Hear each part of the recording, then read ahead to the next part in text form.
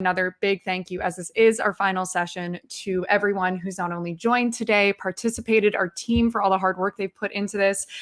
This is such a thrilling opportunity to get the wider C100 community, all of you involved in getting to know these exceptional Canadian founders as a part of 48 Hours. This is our longest flagship program that's now in its 20th cycle. If you'd like to learn more about them, please head on over to our website, thec100.org. And I could keep going, but I'm going to try to pass this off to Lars and really bring us home here. So last but not least, our moderator of the day, Lars Leckie, managing director at Winblad, where he has led investments since 2006 and has played a key role in the firm's investments in SaaS, virtualization, cloud, and mobile technologies. Previously, Lars was involved in founding and operational roles at startup companies in the GPS and robotics space. He is a holder of several US patents. He's an avid sailor and a former member of the Canadian sailing team. Fun fact about Lars, representing Canada sailing snipes in the Pan Am Games. Lars, welcome. Thank you so much for being here. And as far as I understand, speaking of sailing, did I hear you're tuning in from a sailing boat today? We're just off LA doing a little so live from the Pacific Ocean. Well, thank you for that introduction. We did get this has been an exciting experience to get to know these four founders and hear a little bit about their company. As per that introduction, it's a good collection of SaaS companies. I think with all in fairly early stages. Some have raised some seed money, some have raised some early cash. Most of them have customers already, so they're off to the races. And there's some very interesting founder stories and reasons why these companies got started amongst the founders. So I'm actually not sure how to do this, but I'd like to see if I can call upon some of the groups here. If I could call on David, if you're there, to give a little introduction to your company and tell a little bit of story of what dragged you into starting your company. Yeah, absolutely. Thank you, Lars. And I appreciate that you're on a boat. I've got my little anchor tattoo. It reminds me of the time I sailed across the Atlantic from London to the Caribbean. So Penny is a virtual assistant or a personal assistant that helps individuals in the direct sales industry, so multi-level marketing, traditional side hustles that go back hundreds of years. And this problem that we started actually stemmed from an experience that my wife was having. We had 3 children at home, all of them were in diapers, and she started this skincare business on the side. And it was watching her try to grow her business and manage her time and still be a present mother and still be, the incredible wife that she is, that we saw an opportunity to really transform the entire direct selling industry. It's a $200 billion a year industry, and it's wildly underserved. And in a lot of cases, the technology that's available is behind. So myself and my co-founder Chris, a few years ago, quit our jobs and built Penny, the initial prototype. And we built the product, we released it to a handful of people, and within 3 months, we had 15,000 people using the product, at which point we knew we were kind of onto something. So we raised a little bit of money, put together a great team. And, you fast forward to today, we went into COVID last year with a team of 9. We came out with a team of 45. We're in more than 50 countries, and we are growing faster than I think him and I both know what to do with. So I'm certainly excited to be here because I think him and I are just going to try to be sponges for the next 2 days to learn as much as we possibly can. And David, pass it over. Can you give us a little bit more on, you shared a story about what it's like to start out fairly scrappy in your early days traveling in San Francisco. Can you share a bit of that story? Absolutely. So when we started Penny, we had very little money. And Chris and I were fortunate enough to get into an accelerator program in San Francisco. And when the accelerator finished, we were obviously in that position where we needed to raise some money. And to be ultra conservative, I used to stay at the dingiest, cheapest hostels that I could possibly find. And I was in a room with 12 individuals, and believe it or not, I did this on multiple occasions. I would literally sleep with my laptop under my pillow because I was terrified that someone was going to steal my backpack and I would lose my presentation deck and I wouldn't be able to go on my roadshow the next day. And luckily, those days are behind us. But it always reminds me to remain humble, right? We all come from interesting beginnings and backstories, and to get to where we are has been an incredible feat. But that one just allows me to keep everything in check.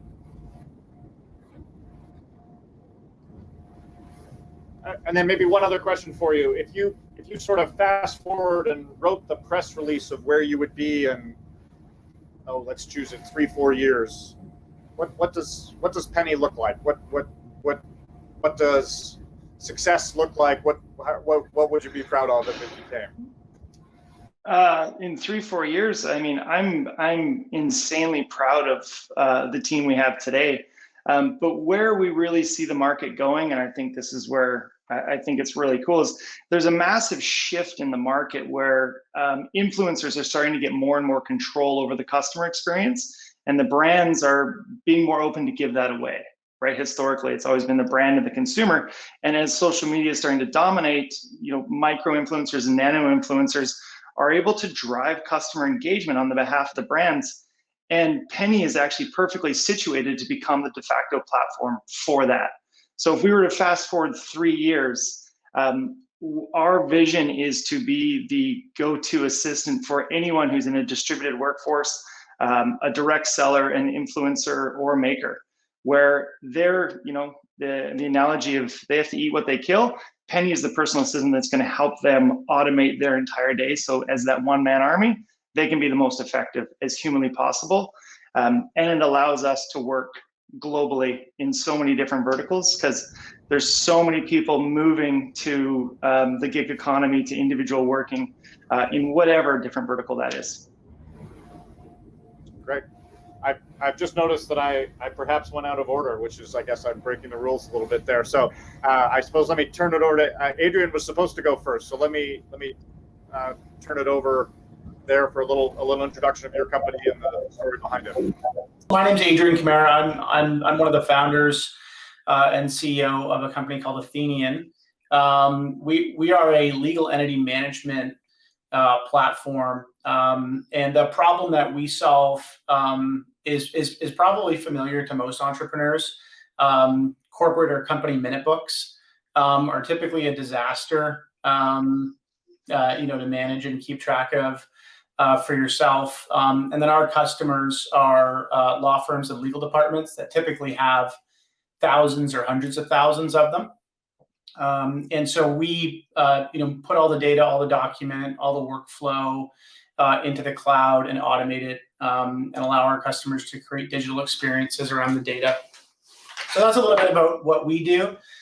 We started the company in 2016, 2017. We're about 70 FTE now, and we've raised just under $20 million of capital. Company's based in Calgary, and with a bunch of people in Toronto, and then other folks spread around the US. And what was the origin story of the company? Where did you find this problem? How did you experience the problem, and what set you off on the journey to make this solution work? Yeah, so I was actually a corporate lawyer at one of the law firms that's sponsoring this event, McCarthy Tetro, and it was really just observing the problem. Minute books. If you ask any corporate lawyer, minute books are a total disaster to manage. They're a huge cost overhead. Most law firms and legal departments have whole floors of AAA real estate dedicated to, they have libraries dedicated to shelving minute books. It's highly repeatable workflows. So we thought we could build a CRM style application that tracked all the ownership data, the directors, the officers, all that type of stuff, automate the documents, electronic signature, and digitize everything. So, in terms of business outcomes, our customers are typically managing, one one paralegal can typically manage, 40 to 50-minute books. Without Athennian, with Athennian, they're managing, anywhere from 300 to 500. So it's a pretty substantial leverage rate that goes up with our software. And that was the efficiency that I saw at the time. And, we put a team together, brought some customers together and got some capital. And then here we are. And if you had one little story to share with people about, unexpectedly hard thing to get your business off the ground, what would that be? Yeah, I think it would be validation, right? As a first-time entrepreneur, false signals on validation. I say now for whatever I do next, if I can't get customers to make cash commitments on the strength of a PowerPoint deck of the solution that I'm proposing, I either don't understand the problem well enough or the pain's not deep enough for the customer. I think one of the biggest mistakes you can make is starting to build a product before you've done a lot of work and gathered a lot of evidence on the commercialization side. Is Lars frozen? I think Lars might have froze there. Oh, that's very awkward. That's where it's like you let it wait for just a little bit longer. All right, well, let's just to jump in quickly here. Laura, did you want to share a little bit more about Diversio while we'll see if Lars gets his connection back here? Happy to, and I'm hoping that my microphone, which was also having issues, is in good shape, Lauren? Sounds great, yeah. Okay, great. So I'm Laura, I'm the founder and CEO of Diversio. Super high level, we basically have a software solution that helps organizations become more inclusive. And we do that through basically mining employee feedback using artificial intelligence and then matching the company with interventions, programs, policies that have a very high likelihood of success. So ultimately improving the culture and retaining diverse employees.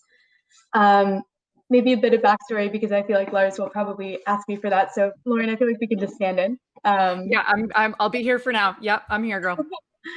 So the backstory, so I used to be in consulting and I led some work for the Trudeau Council for Advancement of Women.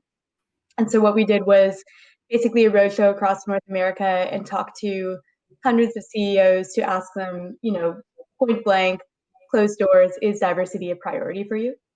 This was back in 2018. And what we kept hearing is the business case for diversity is, could not be stronger. There could not be more data. But what companies lack is they feel like they're throwing spaghetti at the wall when it comes to programs and policies that they hope and pray might change the culture in some unknown way.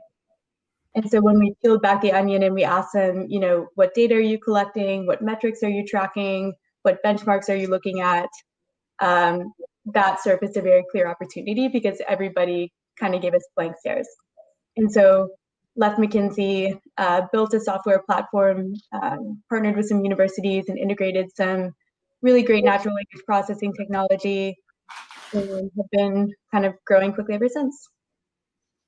And something I'm even curious about is in the past year, diversity, rightfully so, has become even more prominent of a conversation.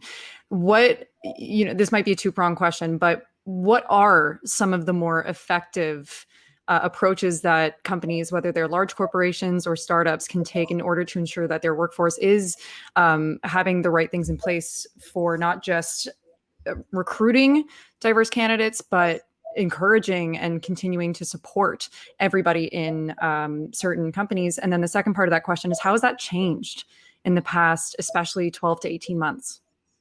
Yeah, so I think on the first hand, and I don't want to kind of avoid the question, but there really is no silver bullet. And I think what we see work is, almost micro-targeting, almost like you would solve the pandemic, is you need to go into your business using a consistent framework, identify the problems that are going to be different by department and different by business unit. And so in sales, for example, you might have a harassment problem specifically for women. Whereas in the technology department, you might be facing a lack of mentorship for people of color. And so I think the idea is you've got to be quite granular and targeted in terms of isolating, barriers and problems, and then solve them using evidence-backed solutions. And so that's going to look different depending on what sector you're in, what region you're in, what the size of your company is, how many resources you have available. But we find when companies get really targeted and track it using our tool, shameless plug, you see the impact. So every one of our clients has seen, on average, about an 8% improvement in their inclusion score. All of our clients have seen an increase in gender and racial and ethnic diversity, and so it works. If you sit down and you look at the data, I mean, like anything else, it has an impact. And to your second question, I think what Black Lives Matter and COVID have done for this particular problem is they've just really made it quite painful for companies. And so I think what we're seeing with social media activism, and I think this came up last panel, consumers are extremely values driven, and they absolutely will shift their purchasing power to companies that align with their views, which, by the way, these days must include racial and gender equality. Companies cannot afford to put their head in the sand. And so what we're seeing is companies coming to us saying, like, look, we've been saying this matters for years, but we have no plan, we have no data, and we got to, get in shape really quick. And what we can offer them is a streamlined, automated process to get them a plan in 4 weeks. So that's really what we're trying to do. It's I have to hold myself back from not wanting to double click on each one of your companies. But I do want to acknowledge Lars, welcome back. I seem to be fading in and out a little bit here. Siavash, I'm going to dip back. Lars, the floor is yours again. Would love to hear more about your company. Amazing. Well, I'm Siavash. I'm the technical CEO and co-founder at Tribe. I've started programming when I was like 9 or 10. I cannot really remember. And when I was 17, I built a dating app used by more than 400,000 people. A little bit after, I built this like Yahoo Messenger chatbot, which was used by millions of people, helping them actually find experts around different categories. And from there, actually, I started loving building online communities. However, every time I wanted to build an online community, I had to just build the technology from scratch again and again. And building a community is not around technologies, like maybe 10% technology and 90% around like building the sense of belongingness and all those things. So when I immigrated to the States, actually I co-founded this company called Diversio, which was an online community platform focused on organizations and associations. And we got NASA, State of Maryland, U.S. Human and Health Services as the initial customers.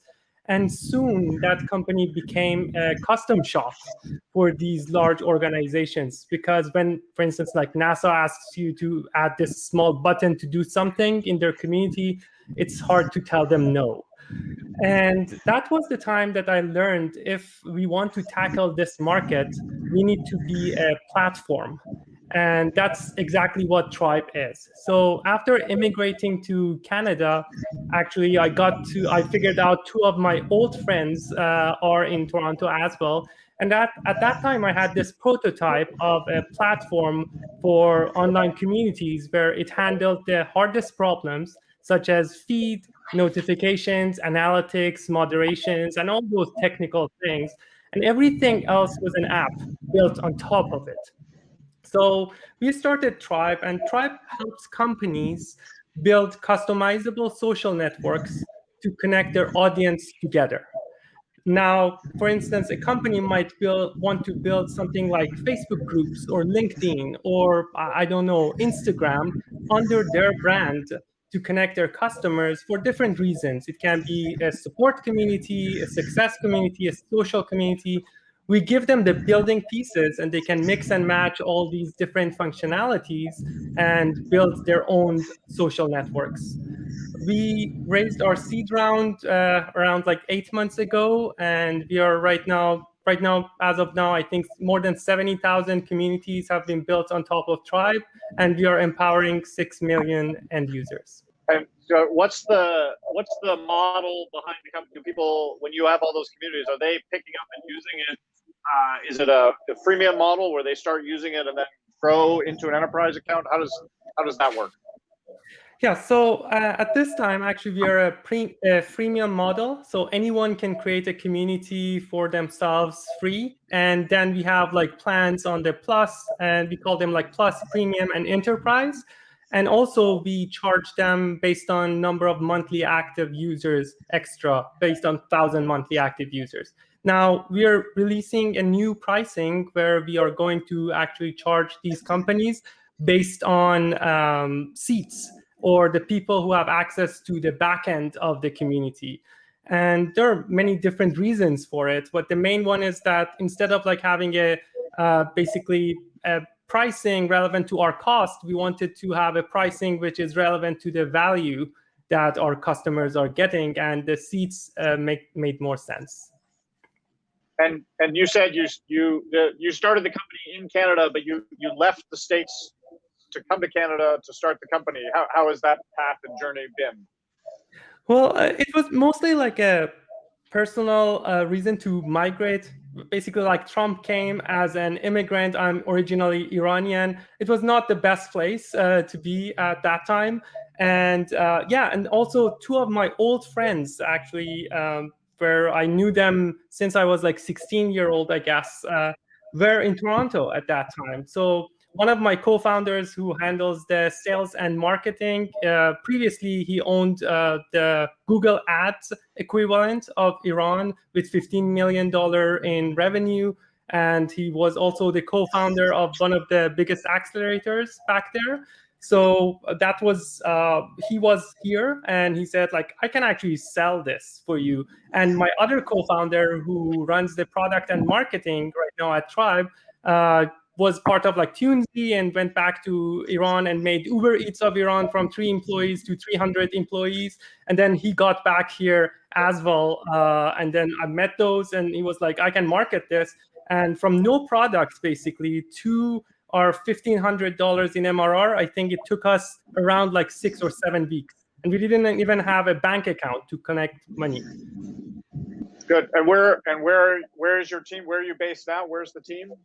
We're fully distributed. So 20% of the team is in Canada, but the rest of the team, we're in, I think, 18 different countries as we speak. And no office during COVID? No office. Yeah, we used to have like a WeWork place, but now it's been a while since we don't have any office, and most likely we'll keep it this way.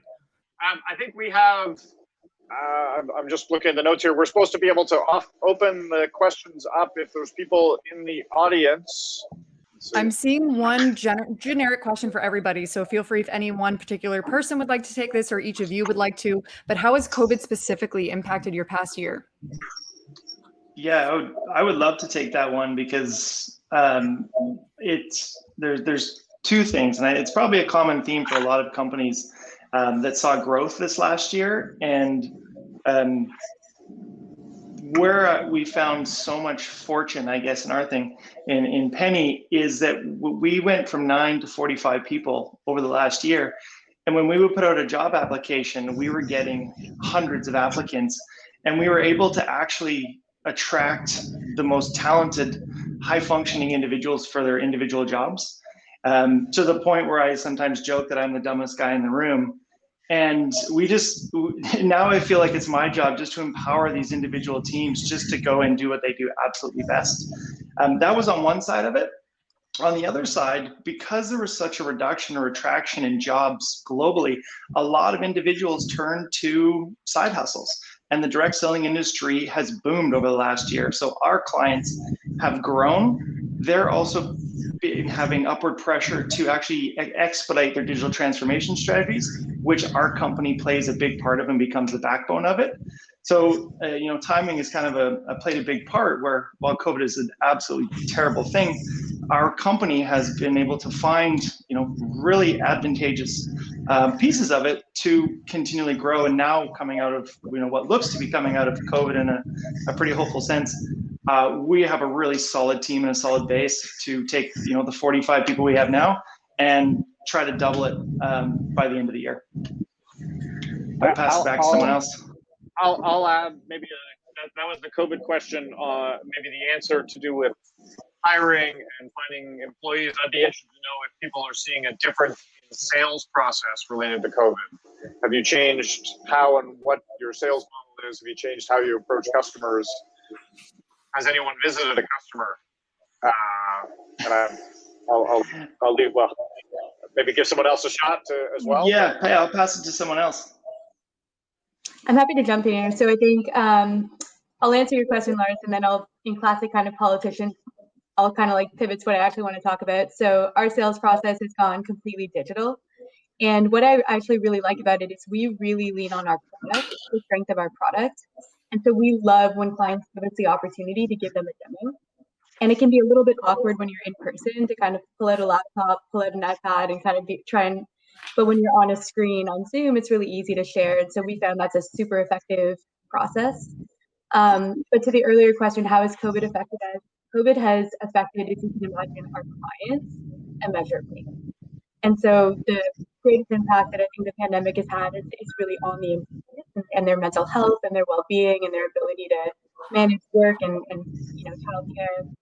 And I think what's been really encouraging through the pandemic is what we're seeing is companies are willing to try things that they never would have tried before.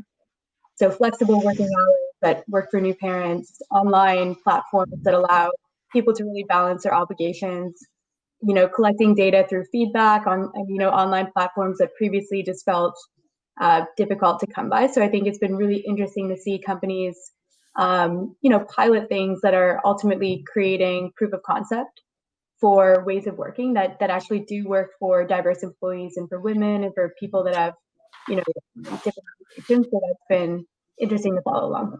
So I want to add there, it's a different perspective, I believe. So we did our fundraising during COVID, and I feel like for an entrepreneur, it's really easier to raise money because you don't need to go around like to different locations and do those things. So actually I had around, I think, around 100, more than 100 sessions in just 2 weeks. And this was not possible if like COVID was not there, basically. So it helped with that process as well for us. Yeah, for us, I think similar to what you just said, a lot of our we have like legacy on-premise competitors that are highly capitalized 56-year-old companies, and they could differentiate in their sales process by physically going and meeting with the customer, and sending flying people around the world, flying people around the US, and by COVID, everything being remote really kind of leveled the playing field there. For us as a startup, it just wouldn't have been financially feasible for us to for us to go to market in that way. Laura, I wanted to ask one follow-up question to your comment. Is there anything that you sounds like you've been seeing these changes in your customers. Is there anything you've been doing in your shop that has changed during COVID because of that? Yeah, you know what? More flexible work environment, things like that.